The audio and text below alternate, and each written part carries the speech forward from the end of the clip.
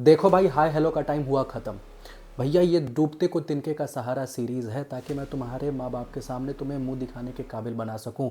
उन बच्चों के लिए स्पेशली जिन्होंने भैया पूरे साल तमीज़ से पढ़ाई नहीं की है।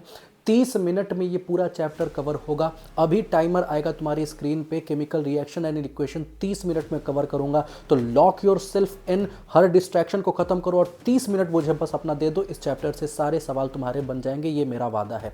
चलो लेट्स स्टार्ट द टाइमर।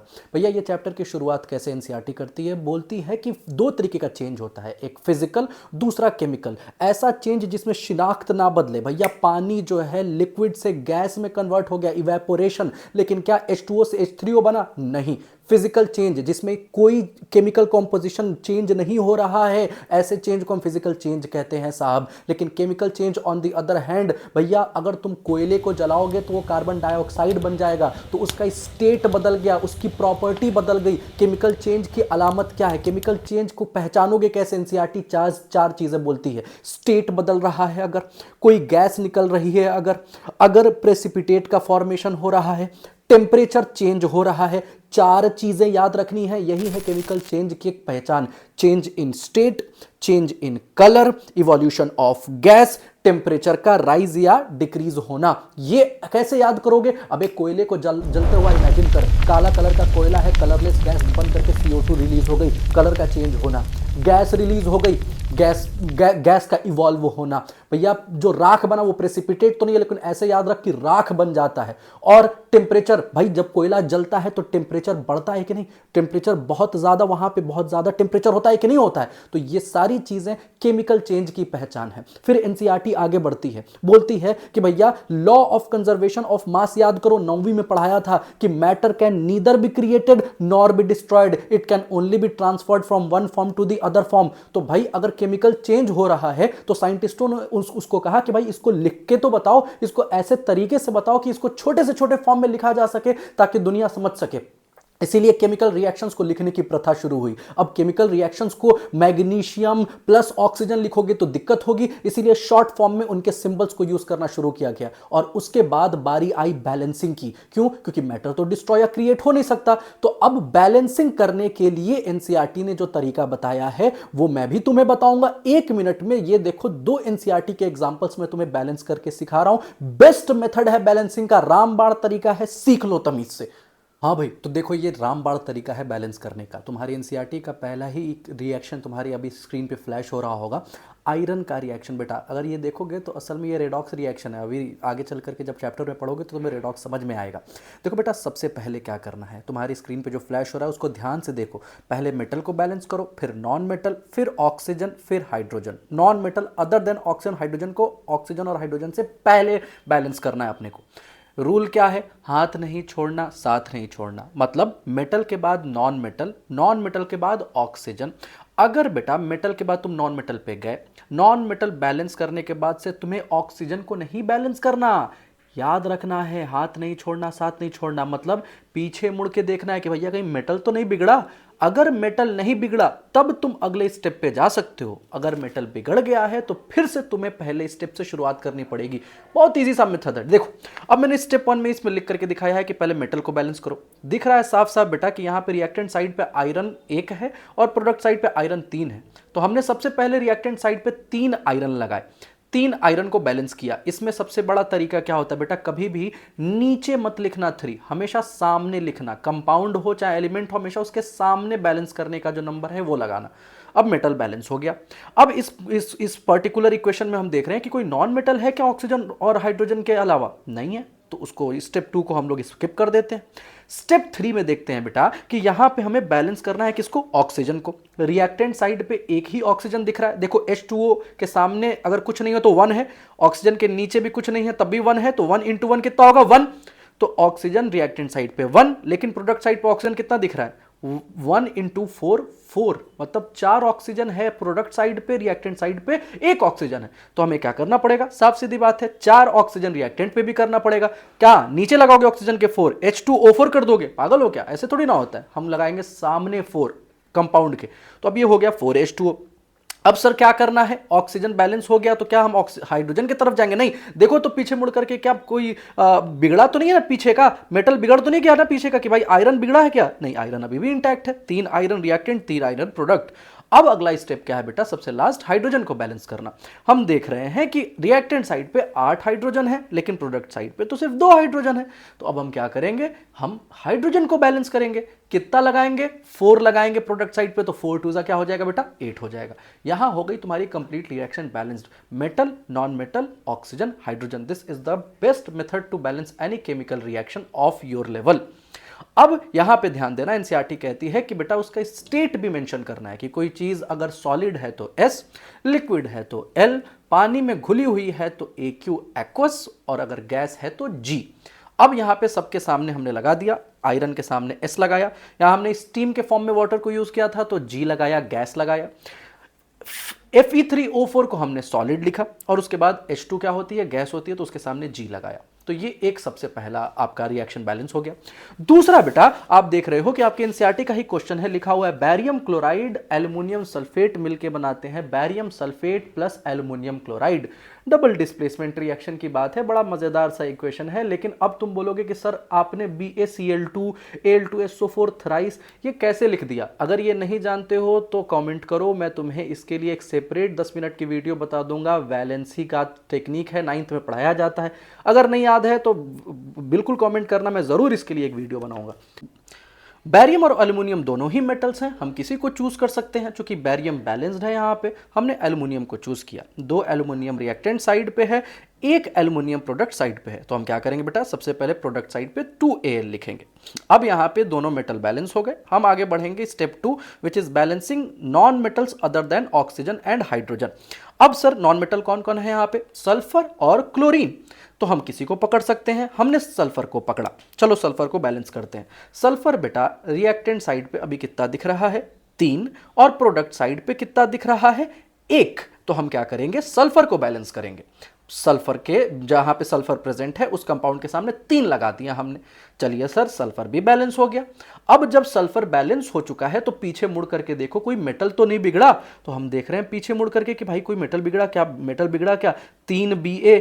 अब तो बैरियम बिगड़ गया भाई। अब बैरियम अगर बिगड़ गया है तो क्या हम आगे ऑक्सीजन वाला स्टेप कर सकते हैं? नहीं, पीछे जाना पड़ेगा, मतलब फिर से मेटल बैलेंस करो। तो अब बैरियम के सामने हम लगाएंगे 3, जहां पे रिएक्टेंट साइड पे बेरियम जो बिगड़ा हुआ है उसके सामने लगाएंगे 3। देखो वहां पे अगला स्टेप में लिखा हुआ है 3 BaCl2, 3 BaCl2 plus Al2SO4 thrice gives 3 BaSO4 plus 2 AlCl3।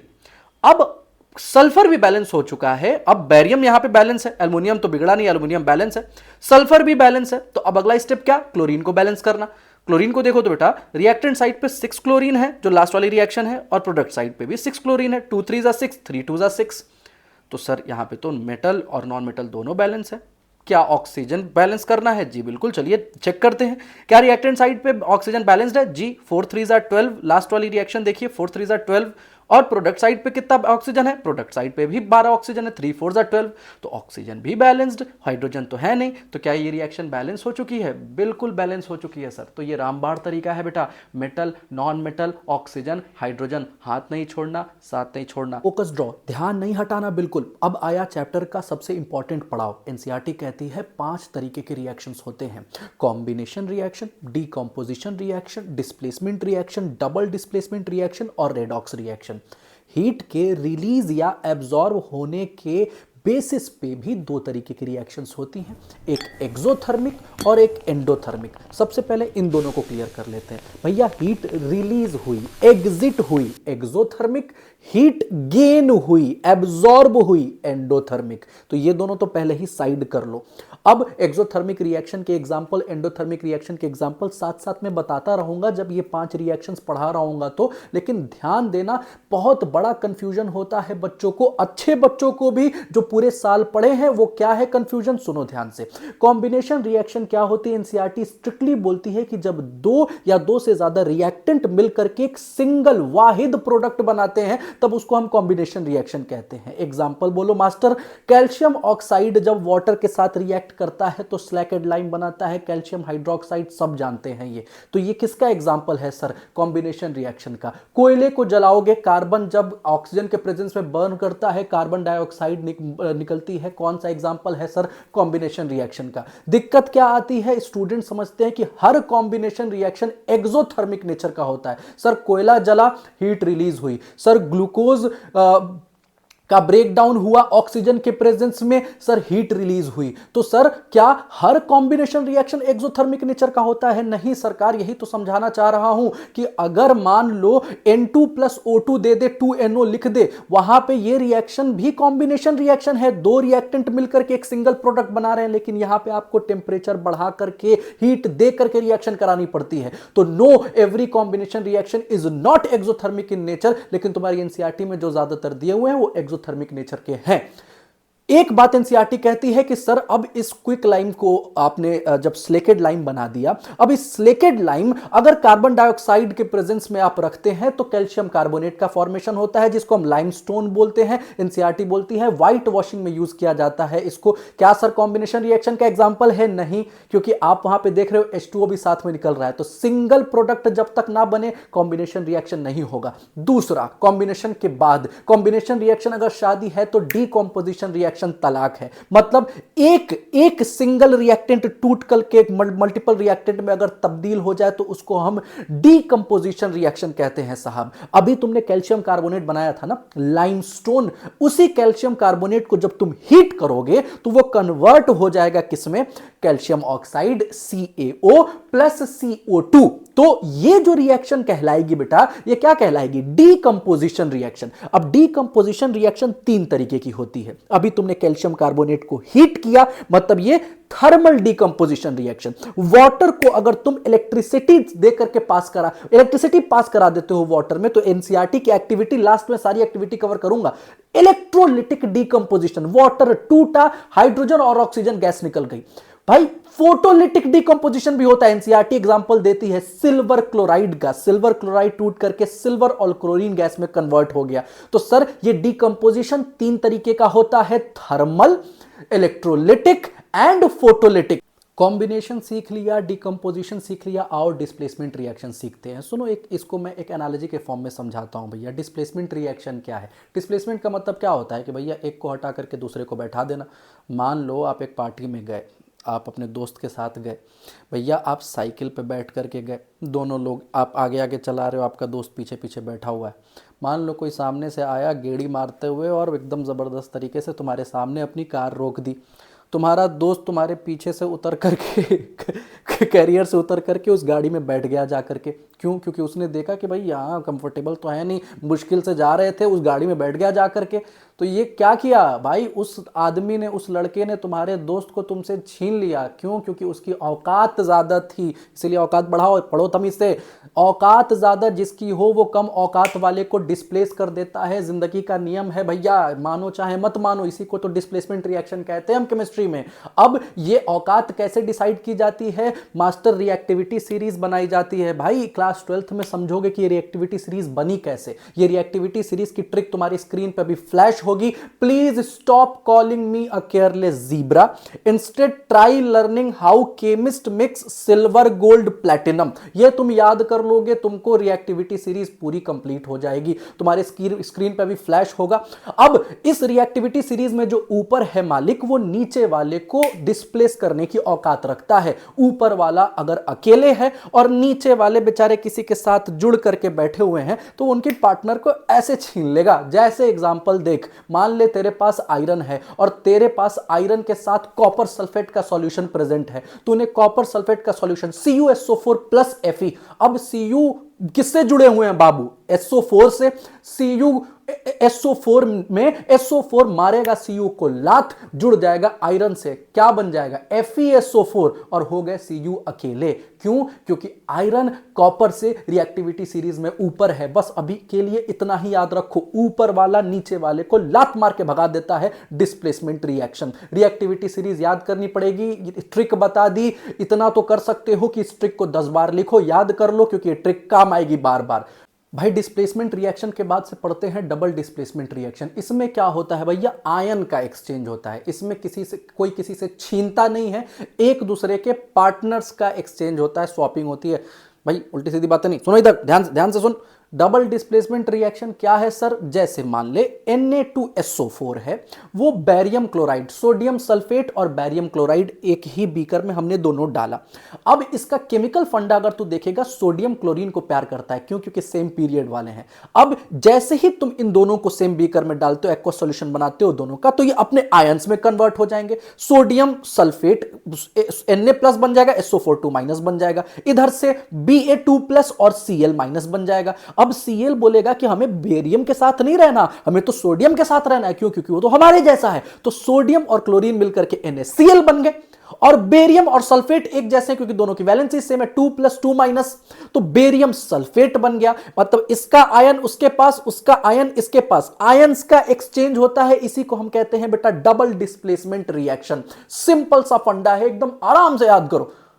चलो अब सबसे इंपॉर्टेंट रिएक्शन समझो, रेडॉक्स रिएक्शन, जो सबसे ज़्यादा सब बच्चों को कंफ्यूज करती है। इसको समझाने से पहले इस कहानी के 2 पात्र समझो। ऑक्सीजन को हीरो मानो और हाइड्रोजन को विलेन मानो। अगर तुम हीरो को गले लगाओगे तो तुम्हें फ़ायदा होगा, और अगर तुम हीरो को अपने से दूर भेजोगे तो नुकसान होगा। अग्री करोगे कि नहीं? ऑन द अदर हैंड, अगर विलेन को गले लगाओगे तो नुकसान होगा, और विलेन को अपने से दूर भेजोगे तो फायदा होगा। बस इतना याद कर लो। अगर बेटा ऑक्सीजन हीरो को किसी ने गेन किया, वो ऑक्सीडाइज हो गया, और अगर ऑक्सीजन हीरो को किसी ने लूज किया, वो रिड्यूस हो गया। On the other hand, hydrogen villain को अगर किसी ने गले लगाया तो वो रिड्यूस हो गया, और हाइड्रोजन विलेन को अपने से दूर भगाया तो वो ऑक्सीडाइज हो गया। इन सिंपल वर्ड्स, ऑक्सीजन के गेन को या हाइड्रोजन के लॉस को ऑक्सीडेशन कहा जाता है। क्लियर है क्या? ऑक्सीजन के गेन को और हाइड्रोजन के लॉस को ऑक्सीडेशन कहा जाता है। या इसी का उल्टा करो, हाइड्रोजन के गेन को या ऑक्सीजन के लॉस को रिडक्शन कहा जाता है बेटा। और अगर ये दोनों एक साथ हो रहे हो तो ऐसे रिएक्शन को हम कहते हैं रेडॉक्स रिएक्शन। अगर एक साथ हो रहे हो, जैसे एग्जांपल ले लो, कॉपर ऑक्साइड बेटा जब हाइड्रोजन के साथ रिएक्ट कर रहा है, आपकी एनसीईआरटी का ये एग्जांपल है, तो H2O बन रहा है और कॉपर अलग हो जा रहा है। CuO+H2 gives Cu+H2O। इसमें देखो हुआ क्या, कॉपर ऑक्साइड का ऑक्सीजन उठ करके चला गया H2 के पास, तो कॉपर ऑक्साइड ने ऑक्सीजन लूज कर दिया और H2 ने ऑक्सीजन गेन कर लिया। तो एक ही रिएक्शन में ऑक्सीडेशन भी हो रहा है और रिडक्शन भी हो रहा है। कॉपर ऑक्साइड क्या हुआ बेटा, ऑक्सीजन निकला तो वो रिड्यूस हो गया, और हाइड्रोजन को ऑक्सीजन मिला तो वो ऑक्सीडाइज हो गया। तो दोनों एक साथ हुआ, तो इसी को हम बोलते हैं बेटा रेडॉक्स रिएक्शन। अब इसमें पहचानोगे कैसे? सुनो, तुम अपनी अम्मा के पास गए, बोला अम्मा 50 रुपए दीजिए, तो तुमने अम्मा से अपने 50 रुपए ले लिए, अम्मा के पैसे कम कर दिए ना तुमने, तो अम्मा तो तुम्हारी रिड्यूस हो गई। लेकिन पैसे तो तुम्हारी अम्मा ने ही तुमको दिए हैं। तो अब बताओ तुम्हारी अम्मा कौन सी एजेंट हुई, रिड्यूसिंग एजेंट हुई कि ऑक्सीडाइजिंग एजेंट हुई? तो याद रखना बेटा, जो खुद रिड्यूस होता है वो कौन सा एजेंट होता है, ऑक्सीडाइजिंग एजेंट। तुम्हारी अम्मा ने तुम्हें पैसे दिए, तो वो पैसे से तुमको खुशी मिली, तुम ऑक्सीडाइज हुए, तो तुम्हारी अम्मा कौन सी एजेंट हुई, ऑक्सीडाइजिंग एजेंट। जो खुद रिड्यूस हो रहा है, उनके खुद पैसे कम हो रहे हैं, लेकिन उन्होंने तुमको पैसे दे दिए, मतलब वो खुद तो रिड्यूस हुई लेकिन तुम्हें ऑक्सीडाइज कर दिया। तो जो रिड्यूस होता है वो ऑक्सीडाइजिंग एजेंट, और जो खुद ऑक्सीडाइज, तुम ऑक्सीडाइज हुए, तुम्हें पैसे मिले, तुम्हें मजा आया, लेकिन तुमने अपनी अम्मा से पैसे छीन लिए, ले लिए तो जो खुद ऑक्सीडाइज होता है बेटा, वो कौन सा एजेंट बन जाता है? Reducing agent. अपने दिमाग में ये एग्जांपल सेट कर लो, ऑक्सीडाइज जो होता है वो खुद रिड्यूसिंग एजेंट बन जाता है, और जो खुद रिड्यूस होता है वो ऑक्सीडाइजिंग एजेंट बन जाता है। अगर तुम अपने दिमाग में ये बात रख लोगे तो कभी भी पहचान लोगे कि कौन ऑक्सीडाइज हो रहा है और कौन रिड्यूस हो रहा है, और ये रेडॉक्स रिएक्शन है कौन सी भला। अब बेटा आखिरी पड़ाव इस चैप्टर का, कोरोजन और रैंसिडिटी। कोरोजन वैसे तुम मेटल एंड नॉन मेटल में भी पढ़ोगे, लेकिन फिर भी बता दे रहा हूं। मेटल्स हैं बेटा, वो अपने आसपास मॉइस्चर से, एसिड से रिएक्ट करके लेयर्स बना लेते हैं, बिल्कुल ऐसे लेयर्स जो उतर जाते हैं आराम से। मेटल जो मजबूत है वो खत्म हो जाता है, तो ऐसी प्रॉपर्टी को, मेटल के खोखलेपन को ही बेटा हम कोरोजन कहते हैं। जो बचाया कैसे जाता है? गैल्वेनाइजेशन करके। मेटल एंड नॉन मेटल में इसको तफसील से पढ़ेंगे। रैंसिडिटी क्या होती है मालिक? भैया फैटी सब्सटेंसेस, खास करके ऐसे फूड जिसमें फैट की मात्रा ज्यादा है, अगर वो ऑक्सीडाइज हो जाए तो उसकी स्मेल चेंज हो जाती है और वो बिल्कुल बुरा बेकार टेस्ट करने लगता है। आपने ये एक्सपीरियंस किया होगा। भाई तुम लोग तो बहुत चिप्स विप्स खाते ही रहते हो यार, ना खाया करो, बेकार चीज़ होती है। चलो मैं यहाँ पे कोई न्यूट्रिशन का ज्ञान नहीं दे रहा, वैसे ही 30 मिनट है वे।